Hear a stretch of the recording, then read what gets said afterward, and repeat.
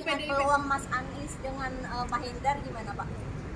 Ya namanya peluang kan setiap orang pemimpin yang mendapatkan apresiasi dari rakyat punya ruang itu dicalonkan, dan itulah yang akan dicermati oleh PDI Perjuangan. Mas Anies lewat akun media sosialnya juga sudah mengutip Bung Karno, Mas. Tunggu tanggal mainnya. Mas Anies tadi lewat akun media sosial juga sudah mengutip kata-kata Bung Karno.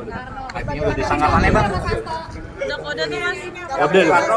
Bung Karno kan proklamator bangsa, bapak bangsa. Apalagi di dalam pidato Ibu Mega sebagai inspektur upacara menegaskan Bung Karno ini dalam perspektif geopolitik itu peran kepemimpinannya membebaskan bangsa-bangsa Asia Afrika, terutama bangsa-bangsa Islam. Dan kemudian Bung Karno mendapat gelar pendekar dan pahlawan bangsa Islam. Sehingga inilah yang kemudian Pak Anies memberikan apresiasi, dan kami terima karena Bung Karno adalah bawa bangsa kita semua. Mas Hasto, ini kan yang mengajukan partai gelora sama partai buruh itu dari DPP PDIP, apakah menyampaikan terima kasih ke kedua partai itu? Ya ini selalu keadilan itu akan mendapatkan jalan. Dan melalui partai Gelora, partai buruh, kami mengucapkan terima kasih. Berarti setelah ini akan ada komunikasi lebih lanjut dan lebih intens dengan Pak Anies? Akan lebih lanjut dilakukan komunikasi. Bahkan kemarin Pak Baskara juga sudah melakukan komunikasi. Siap lawan 12 partai, Mas? Kita kan bersama dengan rakyat. Ya, yang kita lawan ini ya mereka ya judi online, ya kita lawan. Gembong-gembongnya harus kita lawan. Kami dukung KPK agar bisa menangkap gembong judi online, gembong tambang ilegal, gembong untuk narkoba, gembong untuk kejahatan perbankan. Itu yang kami dukung sepenuhnya, agar KPK fokus juga pada kasus-kasus besar yang merugikan bangsa dan negara. Mas Hasto, PDIP akan mengumumkan calon yang akan diusung kapan? Ya nanti kita umumkan ya. Mas Hasto, soal calon independen itu kan KPUD mengambil langkah untuk mengurangi KTP-nya, bukan PDIP seperti apa? Jadi berpolitik itu atas dasar etika dan moral.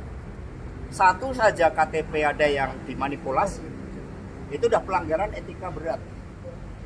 Jadi jangan sampai kita biarkan negeri ini, kata Pak Haidar Nasir, Ketua Umum Muhammadiyah, jangan sampai negeri ini kehilangan jiwa dan raga terpisah, lalu etika dan moral ditinggalkan. Maka seruan kebenaran ini harus kita buka ruang, termasuk dalam pilkada, termasuk agar pilkada tidak menjadi objek dalam mobilisasi kekuasaan untuk calon-calon tertentu. Karena kami mendapat laporan ada satu daerah yang karena kaya dengan tambang, lalu diusahakan calon tunggal.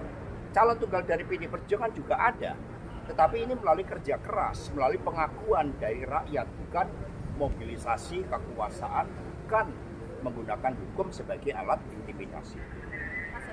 Mas Hasto, terkait dengan keputusan MK, apakah media sudah mengetahui dan bagaimana respon? Kan tadi nggak boleh buat telepon, jadi belum komunikasi. Jadi nanti di pilkada mau Pak Anies atau dari kader PDIP sendiri? Ya kita akan dorong calon-calon terbaik yang mampu membangun negara kita melalui pembangunan di daerah, dan itu mendapatkan legitimasi dukungan kuat dari rakyat. Itu sikap dari PDI Perjuangan yang sejak dulu kokoh di dalam mengawal jalan kerakyatan ini, sehingga rakyat yang berdaulat untuk menentukan pemimpin. Jangan sia-siakan hak rakyat itu hanya karena bansos, hanya karena intimidasi, hanya karena calonnya ini anak si A, anak si B yang merupakan pejabat negara. Tapi gunakan dengan nurani untuk memilih pemimpin yang betul-betul membawa kemajuan daerahnya karena rekam jejaknya yang sangat baik sebagai pemimpin. Tapi pandangan Bu Mega terhadap Pak Anies itu bagaimana sih, Mas? Saat penetapan calon bukan saat pelantikan itu Ya itu bagian dari keadilan, bahwa usia itu menunjukkan kematangan kepemimpinan seseorang. Tapi pandangan Bu Mega terhadap Pak Anies sendiri itu bagaimana? Pak Anies Baswedan itu putra, ya tokoh pahlawan. Ya Pak Baswedan itu beliau juga dikenal perjuangannya di BPUPK. Masa boleh minta tanggapannya nggak sih soal 10 senior Golkar ini teken surat buat mendorong Pak Jokowi jadi ketum Golkar? Ini bisa tanggapannya Pak? Ya itu Tania yang mengusulkan. Mas Hasto, mengenai pilkada di wilayah Banten, kemarin Golkar mengatakan kalau mereka bakal mengumumkan pencalonan Airin di wilayah Banten. Apakah PDI juga akan mencabut itu? Ya itu kewenangan dari Partai Golkar, tapi aspirasi dari rakyat banyak yang membuat deklarasi untuk Airin dan Ade Sumardi. Itu aspirasi yang berkembang dari bawah. Jadi akan mengusungkan putusan MK juga menyatakan akhirnya Mas Kaisang juga gagal gitu untuk maju di pilgub. Saya nggak dengar. Kalau Mas Kaisang gagal. Oh ya, jadi gagal tidaknya itu kan seseorang melalui ujian-ujian sejarah. Jadi melalui gemblengan sejarah. Apakah pemimpin itu punya etika dan moral, punya kemampuan di dalam menjawab suara rakyat, itu bagi PD Perjuangan seperti itu. Karena itulah kami melakukan kaderisasi kepemimpinan.